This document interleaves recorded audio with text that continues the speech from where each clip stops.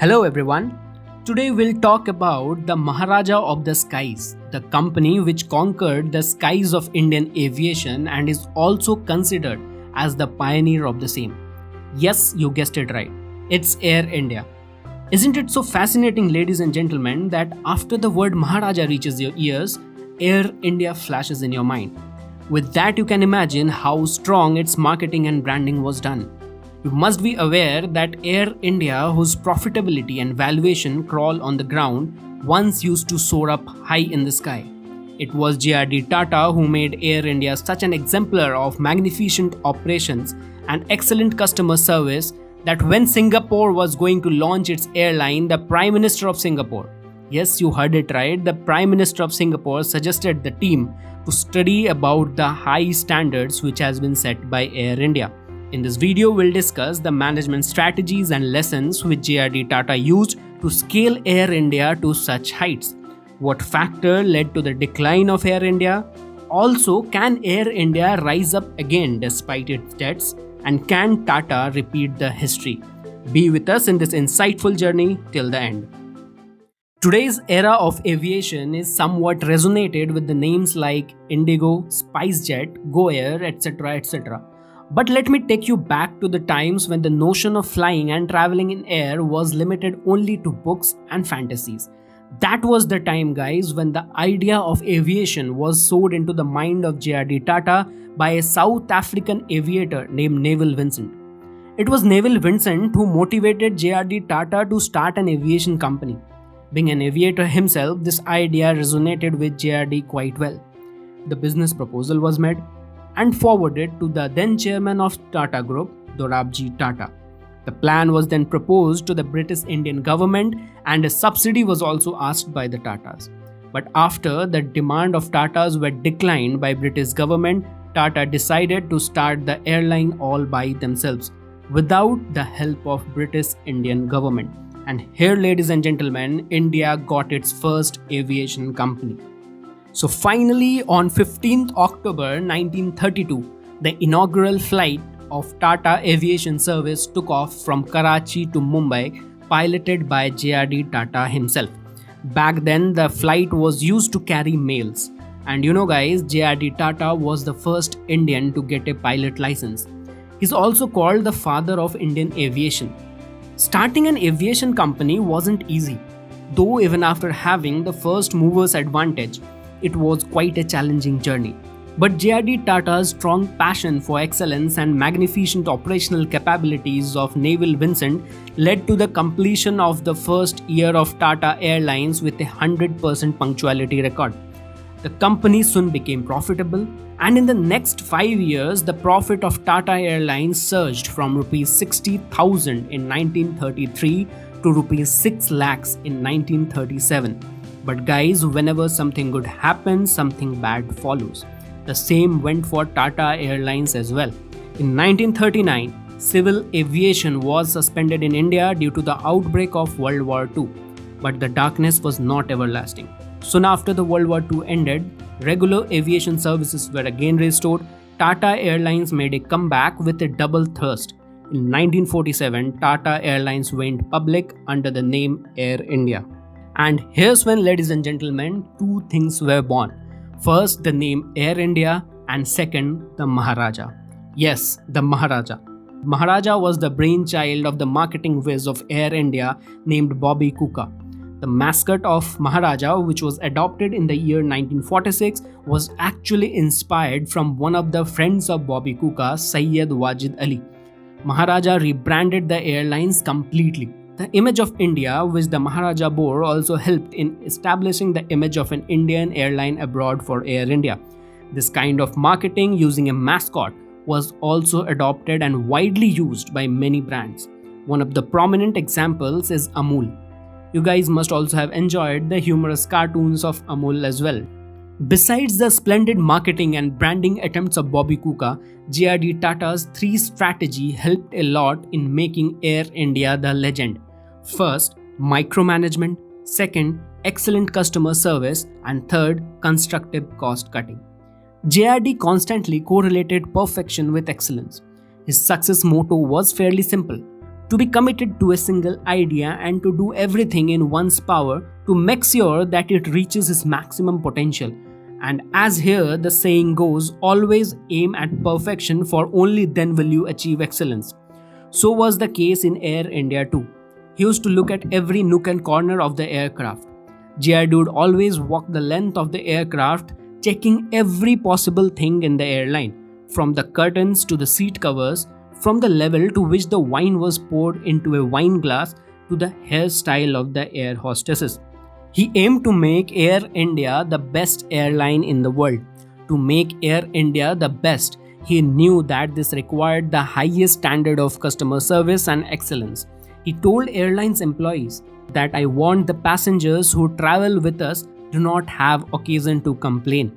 I want to establish that there is no airline which is better liked by passengers, that is safer and more punctual, where the food and service is better, and which sets a better image than Air India. JRD micromanaged the carrier's operational aspect. And what's more interesting is that in a book by Harish Bhatt, it is mentioned that JRD used to carry blue notes whenever he used to board. Just imagine his level of micromanagement and push towards excellence. He used to note down whatever feedback he had after traveling or if any changes were to be made. He used to observe every small thing and used to forward his notes to the management.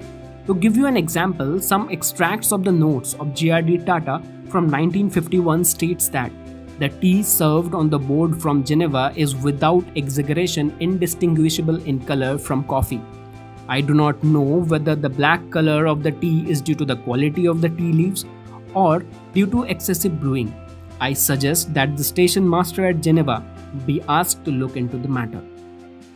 And we couldn't resist the fact that it was JRD's splendid management and consistent push towards excellence that in a survey done by Daily Mail London in 1968, Air India topped the list of airlines. But who knew that this king of Indian skies would someday crawl on the ground under the burden of debts and mismanagement?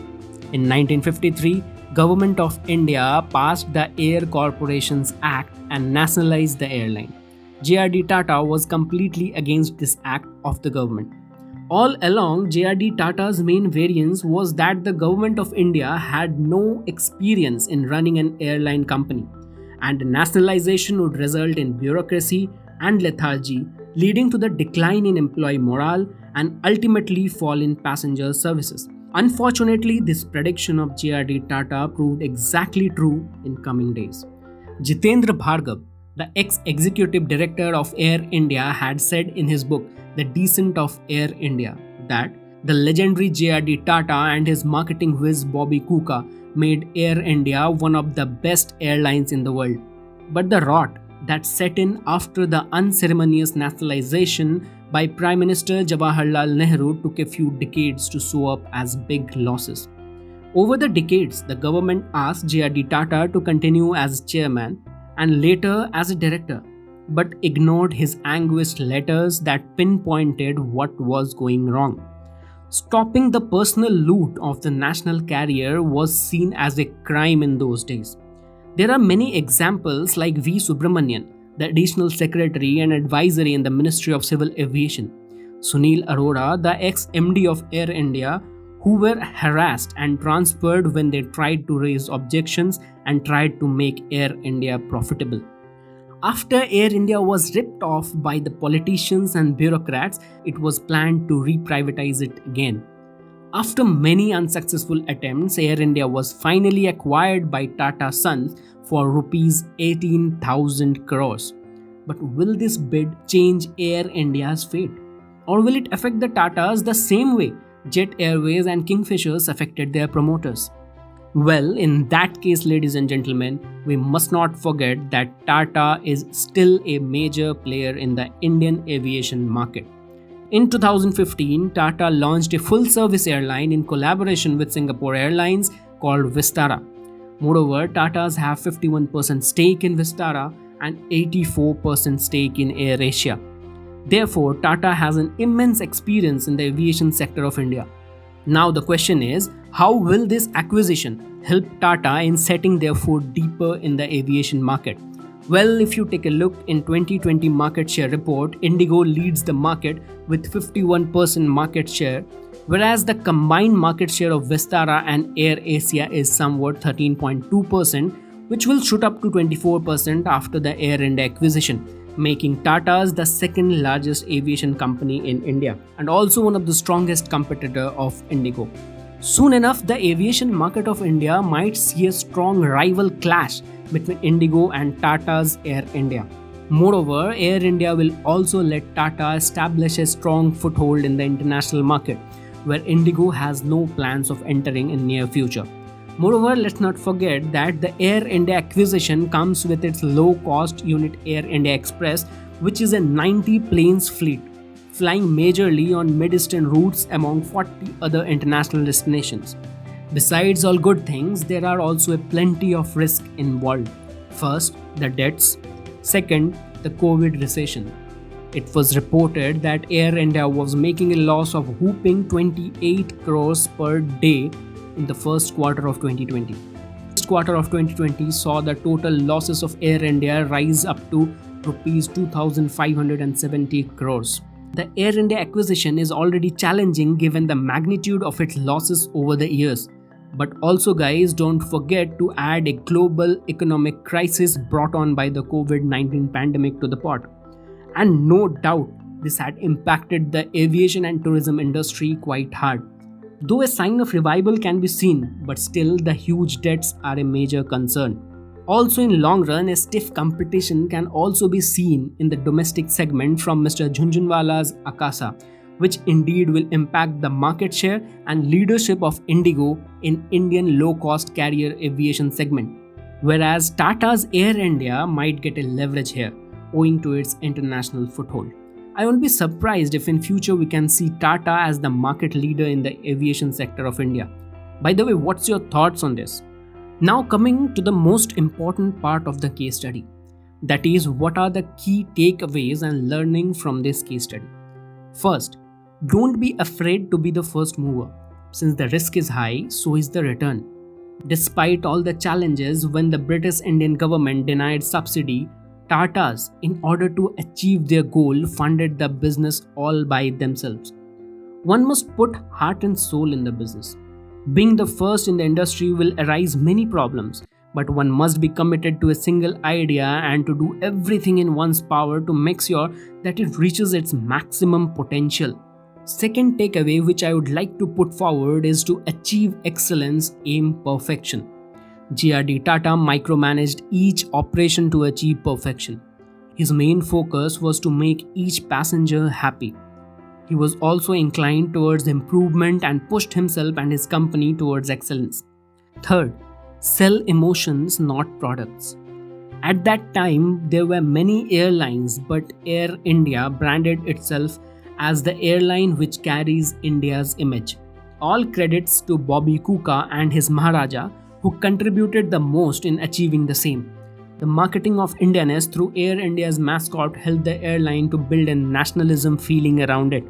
That's all from this case study. Thanks for being with us till the end. If you like to have such content on business, economy and startup, do consider subscribing our channel.